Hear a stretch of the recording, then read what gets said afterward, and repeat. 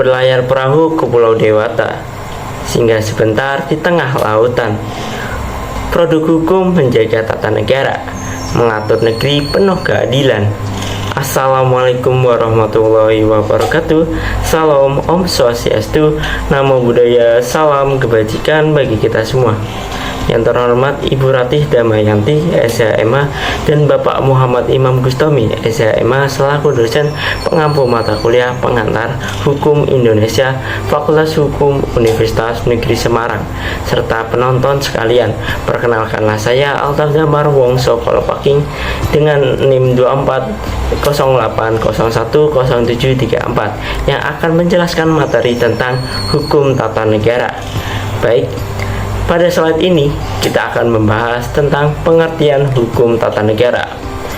Menurut Paul Scholten, definisi hukum tata negara adalah hukum yang mengatur tata organisasi negara, termasuk pembagian tugas dan wewenang antar organ negara. Selanjutnya, menurut Van der Pot menambahkan bahwa hukum tata negara mencakup peraturan mengenai pembentukan badan negara, kewenangannya, hubungan antar badan negara, serta hubungan badan negara dengan individu. Jimli Asidiki pun memiliki pandangan yang lebih modern. Ia menegaskan bahwa hukum tata negara tidak hanya berisi norma tertulis seperti peraturan hukum, tetapi juga mencakup teori konstitusi yang meliputi hukum tertulis Verfassungsrecht dan teori konstitusi Verfassungslehr. Dari tiga ahli hukum di atas dapat disimpulkan bahwa hukum tata negara adalah cabang ilmu hukum yang menjadi landasan utama untuk mempelajari organisasi negara secara menyeluruh. Hal ini mencakup struktur negara, hubungan antar lembaga negara, hingga kedudukan warga negara dalam sistem kenegaraan. Selanjutnya, hubungan hukum tata negara dengan ilmu lain. Sebagai cabang ilmu hukum, HTN tidak berdiri sendiri. HTN memiliki keterkaitan erat dengan beberapa cabang ilmu lainnya. Berikut adalah 4 ilmu yang memiliki hubungan erat dengan hukum tata negara. Yang pertama, ada hubungan dengan ilmu politik. HTN berfungsi sebagai kerangka dasar hukum organisasi negara. Dalam analogi, HTN diibaratkan sebagai kerangka tulang, sedangkan ilmu politik membahas substansi kekuasaan negara yang dapat diibaratkan sebagai dagingnya. Aspek politik dan sosial masyarakat sangat mempengaruhi organisasi negara, sehingga HTN tidak bisa dilepaskan dari konteks politik. Yang kedua, hubungan dengan ilmu negara. HTN berfokus pada norma hukum positif yang berlaku dalam suatu negara. Sebaliknya, ilmu negara mempelajari konsep teoritis tentang negara atau yang dikenal sebagai state law. Kajian ilmu negara meliputi asal-usul negara, bentuk negara, hingga teori kedaulatan.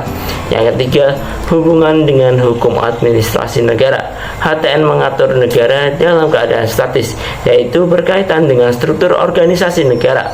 Sebaliknya, hukum administrasi negara mengatur negara dalam keadaan dinamis, yaitu pelaksanaan tugas pemerintahan sehari-hari. Keduanya saling melengkapi dalam mengatur tata kelola negara. Dan yang keempat, hubungan dengan hukum internasional. HTN mengatur struktur internal sebuah negara seperti pembagian kekuasaan antar lembaga negara. Sementara itu, hukum internasional berfokus pada hubungan antar negara secara eksternal. Hubungan ini penting untuk menjaga keselarasan antara urusan domestik dan tata kelola antar negara. Selanjutnya, sumber-sumber hukum tata negara. Dalam ketatanegaraan, sumber hukum adalah acuan yang diakui secara hukum dan menjadi dasar untuk menjalankan berbagai aspek pemerintahan. Hukum tata negara memiliki beberapa sumber hukum yang digunakan untuk mengatur dan membentuk struktur negara. Berikut adalah 8 sumber hukum utama dalam hukum tata negara. Yang pertama, Undang-Undang Dasar 1945 merupakan sumber hukum tertinggi di Indonesia. UUD 45 menjadi dasar bagi pembentukan semua peraturan perundang-undangan di bawahnya. Yang kedua, ketetapan Majelis Permusyawaratan Rakyat merupakan produk hukum yang mengatur masalah-masalah penting Sebelum amandemen UUD 45, ketetapan MPR sering digunakan, misalnya untuk menetapkan garis-garis besar haluan negara GBHN. Kemudian yang ketiga, undang-undang dibentuk oleh Dewan Perwakilan Rakyat dengan persetujuan Presiden. Peraturan pemerintah pengganti undang-undang juga termasuk dalam kategori ini. Yang keempat, peraturan pemerintah ditetapkan oleh Presiden sebagai pelaksanaan dari undang-undang. PP hanya dapat dibuat setelah adanya undang-undang induk yang menjadi dasarnya. Yang kelima, keputusan Presiden atau Kepres berisi peraturan yang bersifat khusus dan digunakan untuk membantu Presiden dalam menjalankan tugas eksekutifnya. Yang keenam, peraturan pelaksanaan lainnya meliputi peraturan menteri, instruksi, dan kebijakan yang bersumber dari undang-undang. Peraturan ini bertujuan untuk mendukung pelaksanaan hukum secara lebih teknis. Yang ketujuh, konvensi ketatanegaraan merupakan kebiasaan yang diterima dan ditaati dalam praktik ketatanegaraan. Contohnya adalah pelaksanaan GBHN sebelum era reformasi. Dan yang terakhir, traktat atau perjanjian internasional, kesepakatan hukum antara dua atau lebih negara. Traktat diakui sebagai sumber hukum baik di tingkat internasional maupun domestik jika diratifikasi. Selanjutnya, struktur lembaga negara sebelum dan setelah amandemen UUD 45. Amandemen UUD 45 membawa perubahan besar dalam sistem ketatanegaraan Indonesia. Perubahan ini mengubah struktur dan kewenangan lembaga negara secara signifikan untuk menciptakan keseimbangan kekuasaan yang lebih demokratis. Struktur lembaga negara sebelum amandemen UUD 45. Lembaga negara terdiri dari: yang pertama, Majelis Permusyawaratan Rakyat. MPR memegang kekuasaan tertinggi sebagai pemegang kedaulatan rakyat. Tugasnya menetapkan UUD, memilih presiden dan wakil presiden, serta menetapkan garis-garis besar haluan negara. Berikutnya, Presiden. Presiden adalah mandataris MPR yang memegang kekuasaan eksekutif, juga memiliki fungsi legislatif bersama DPR dan memegang kendali tertinggi militer. Berikutnya, Dewan Perwakilan Rakyat. DPR bertugas menyetujui undang-undang dan memiliki hak inisiatif dalam pembentukan rancangan undang-undang. Berikutnya, Badan Pemeriksaan Keuangan. BPK memeriksa pengelolaan keuangan negara dengan melaporkan hasilnya kepada DPR. Berikutnya, Mahkamah Agung. MA sebagai pemegang kekuasaan yudisial tunggal di Indonesia. Kemudian, struktur lembaga negara setelah amandemen UUD 45. Beberapa perubahan signifikan terjadi seperti berikut. Yang pertama, Majelis Permusyawaratan Rakyat. MPR tidak lagi menjadi lembaga tertinggi negara. Sekarang tugasnya menetapkan atau mengubah UUD, melantik presiden dan wakil presiden, serta memberhentikan mereka dalam kondisi tertentu. Berikutnya, Dewan Perwakilan Rakyat. DPR memiliki fungsi legislasi, anggaran, dan pengawasan, dilengkapi dengan hak-hak seperti interpelasi, angket, menyatakan pendapat, serta hak imunitas bagi anggota DPR. Berikutnya, Dewan Perwakilan Rakyat. DPD adalah lembaga baru yang berwenang mengajukan dan membahas RUU terkait otonomi daerah, sumber daya alam, dan pembagian keuangan pusat ke daerah. Berikutnya, Presiden. Presiden dipilih langsung oleh rakyat untuk masa jabatan 5 tahun, maksimal 2 periode. Presiden tidak dapat membubarkan DPR, tetapi memiliki kewenangan mengajukan RUU dan menetapkan peraturan pemerintah. Berikutnya, Badan Pemeriksaan Keuangan. BPK menjadi badan independen yang bertugas memeriksa keuangan negara. Berikutnya, Mahkamah Agung dan Mahkamah Konstitusi. MA menangani peradilan umum, agama, militer, dan tata usaha negara atau TUN. Juga melakukan judicial review terhadap peraturan di bawah undang-undang. MK menangani judicial review undang-undang terhadap undang-undang dasar, sengketa kewenangan lembaga negara, pembubaran partai politik, sengketa hasil pemilu, dan impeachment presiden. Yang terakhir, Komisi Yudisial. KY adalah lembaga baru yang bertugas mengusulkan calon hakim agung dan menjaga martabat dan perilaku hakim. Selanjutnya, produk hukum di Indonesia.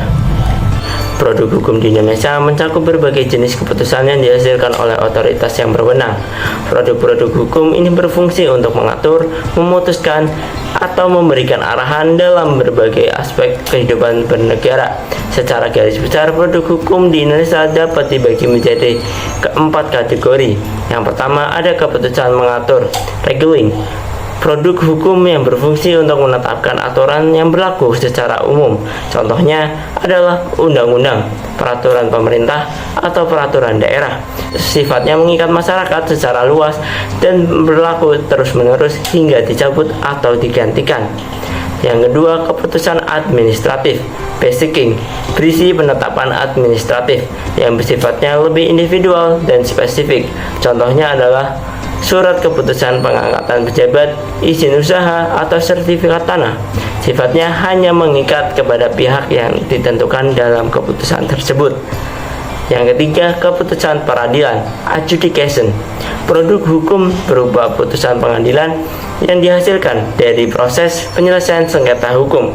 Contohnya adalah putusan hakim dalam perkara pidana, perdata, atau tata usaha negara, bersifat final dan mengikat, dengan tujuan menegakkan keadilan berdasarkan hukum yang berlaku.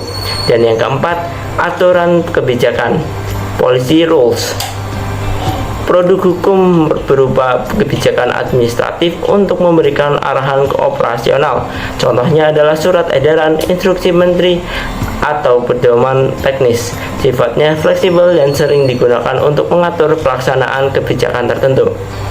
Baik, setelah menyampaikan beberapa materi tentang hukum tata negara, kita dapat menyimpulkan bahwa hukum memainkan peranan yang sangat penting dalam mengatur struktur, fungsi, dan kewenangan lembaga-lembaga negara, serta bagaimana hukum diterapkan dalam praktik pemerintahan dan pelayanan publik. Amandemen UUD 45, hubungan hukum tata negara dengan cabang ilmu lain, hingga produk hukum yang berlaku di Indonesia, semuanya menunjukkan kompleksitas sistem hukum kita, tetapi sekaligus menjadi pilar utama dalam menjaga keseimbangan dan harmoni dalam kehidupan bernegara.